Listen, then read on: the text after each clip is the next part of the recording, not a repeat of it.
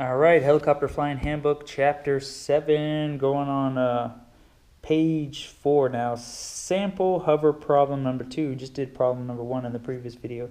Sample hover problem number 2. Once you reach the remote location in the previous problem, you will need to hover OGE in some of the pictures. The pressure altitude at the remote site is 9,000 feet, and you will use 50 pounds of fuel getting there. The new gross weight is 1,200 pounds. The temperature will remain at plus 15 degrees Celsius. Using 7-2, can you accomplish the mission? So, going to start it at the 9,000.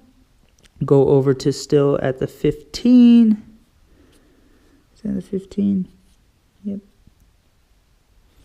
All right.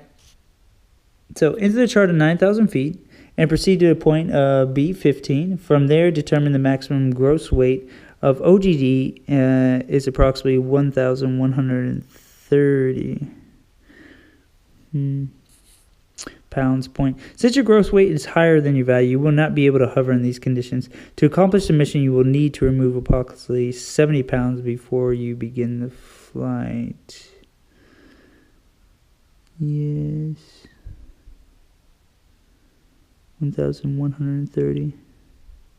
And we're 1,200 pounds. Yeah. So, I see. So, these two sample problems emphasize the importance of determining the gross weight and hover ceilings throughout the entire flight operations.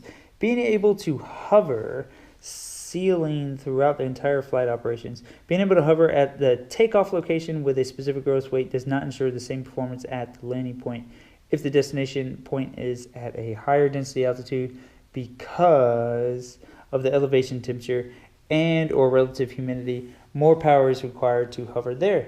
You should be able to predict whether hovering power will be available at the destination by knowing the temperature and wind conditions, using the performance charts in the helicopter flight manual, and making certain power checks during hover and in flight prior to commencing the approach landing. For helicopters with dual engine, performance charts provide torque amounts for both engines. We're going to do a sample hover problem 3.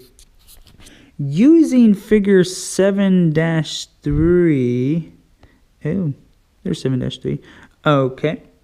Determine what torque is required to hover. Use the following condition. Pressure altitude 9,500. Outside air temperature 0 degrees Celsius. Gross weight 4,250 pounds.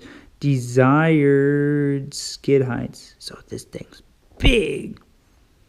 First, enter the chart at 9,500 feet pressure altitude, then move right to the outside temperature of 0. From that point, move down to 4,250 pounds gross weight, and then move left to 5-foot skid height. Drop down and read 66% torque required. So, this one's a little bit different. 95, 0 degrees, moving down to 4,500, moving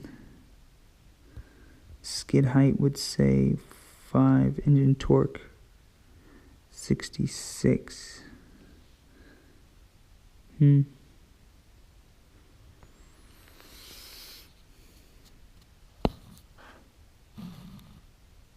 Okay, so climb performance. Most of the factors affecting hover and takeoff performance also affect climb performance. In addition, turbulent air, pilot techniques, and overall conditions of the helicopters can cause climb performance to vary. A helicopter flown at the best rate of climb speed, velocity y, Vy, obtains the greatest gain in altitude over a given period of time.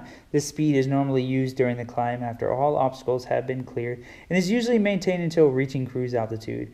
Rate of climb must not be confused with angle of climb. Rate of climb is a function of altitude gained over a given distance.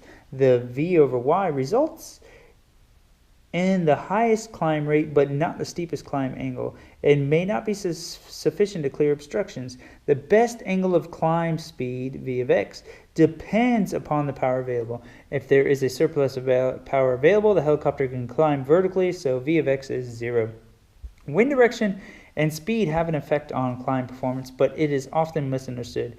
Airspeed is the speed at which the helicopter is moving through the atmosphere and is unaffected by wind. Atmospheric wind affects only the ground speed, or speed at which the helicopter is moving over the Earth's surface. Thus, the only climb performance affected by the atmospheric wind is the angle of the climb and not the rate of the climb. All right. So when planning for a climb performance, it is first important to plan for torque settings at level flight. Climb performance charts show the change in torque above the below torque required for level flight under the same gross weight in atmospheric conditions to obtain a given rate climb or descent. Yeah, like it was saying for heavier helicopters, they're the only ones that have the torque instrument gauge. So this one was really heavy. It was at 9,500 at 0 and 4,250, and engine torque at a 5 where it intersects with 5. Why did we choose 5? What was 5? Desired skid height 5. But you're right at 66. I see. So we did that already. So there's going to be another sample cruise or level flight problem. We'll put that on the next one. See ya. So that was basically page 5. Yeah, and 5 of 6 in chapter 7. Now we're going to go on 6 to 6.